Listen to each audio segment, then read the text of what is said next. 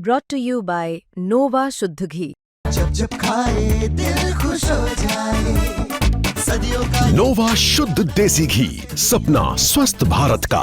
I love घी घी घी घी घी घी।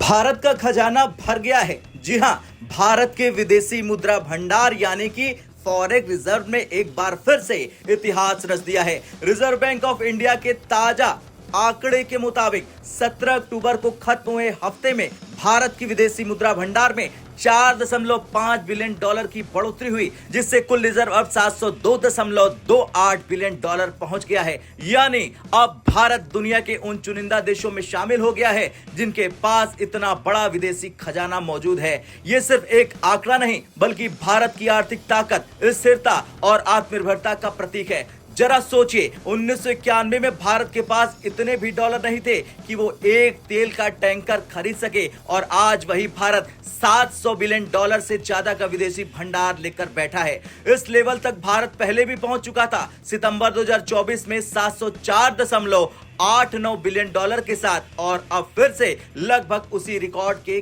करीब है। इस हफ्ते की बढ़ते रिजर्व की सबसे बड़ी वजह है सोने की कीमतों में उछाल। आरबीआई के मुताबिक भारत के गोल्ड रिजर्व में 6.18 बिलियन डॉलर की जबरदस्त बढ़ोतरी देखी गई। अब भारत के पास 108.55 बिलियन डॉलर का सोना है। जब दुनिया में अनिश्चितता बढ़ रही है, जैसे युद्ध, आर्थिक संकट या ब्याज दरों में उतार चढ़ाव, तो भारत निवेशक शिफ्ट एसेट यानी गोल्ड की तरफ भागते हैं, और इसी ग्लोबल गोल्ड रश का फायदा भारत को भी मिल चुका है। हालांकि गोल्ड रिजर्व के मुकाबले फॉरेन करेंसी एसेट्स यानी विदेशी मुद्रा संपत्तियों में थोड़ी गिरावट आई है। ये घटकर 1.69 बिलियन डॉलर की कमी के साथ अब 570.41 बिलियन डॉलर पर पहुंच चुकी है। इन एसेट्स में अमेरिका का डॉलर, यूरो, पौंड और येन जैसी करेंसियां शामिल होती है। यानी एक तरफ सोने की चमक पड़ी, लेकिन डॉलर होल्डिंग्स में थोड़ी गिरावट देखने को मिली। आरबीआई गवर्नर संजय मल्होत्रा ने हाल ही में कहा कि भारत की विदेशी मुद्रा स्थिति बेहद मजबूत है। भारत के पास इतने रिजर्व हैं कि 11 महीने के आयात को आसानी से कवर किया जा सकता है।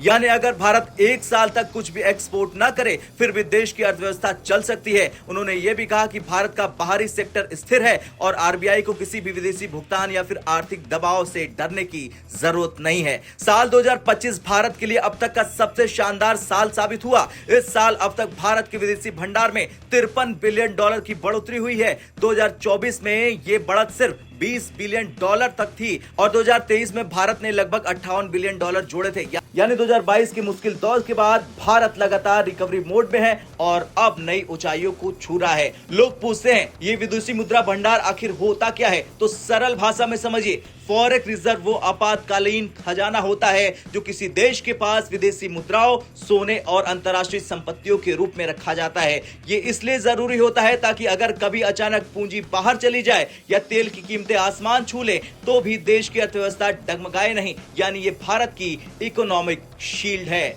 भारत के बढ़ते रिजर्व का मतलब है विदेशी निवेशकों का भरोसा मजबूत, रुपया स्थिर, महंगाई पर नियंत्रण और संकट के समय सरकार और आरबीआई के पास एक मजबूत बफर। इससे भारत आसानी से तेल के दामों में उछाल, डॉलर के मजबूत या विदेशी निवेश में गिरावट जैसी चुनौतियों का सामना कर सकता है। अगर दुनिया के अन्य देशों से तुलना करें, भारत अब दुनिया का 5वां सबसे बड़ा विदेशी मुद्रा भंडार रखने वाला देश बन चुका है। चीन, जापान, स्विट्जरलैंड और रूस के बाद भारत का नाम आता है। यानी भारत अब न सिर्फ एक बड़ी अर्थव्यवस्था है, बल्कि फाइनेंस पावर हाउस बनता जा रहा है। खैर, ये है नई भारत की नई कहानी। 1991 में खाली तिजोरी से लेकर आज 700 बिलियन डॉलर के विदेशी खजाने तक का सफर। ये सिर्फ आरबीआई की नीति की जीत नहीं, बल्कि 140 करोड़ भारतीयों की मेहनत और विश्वास का परिणाम है।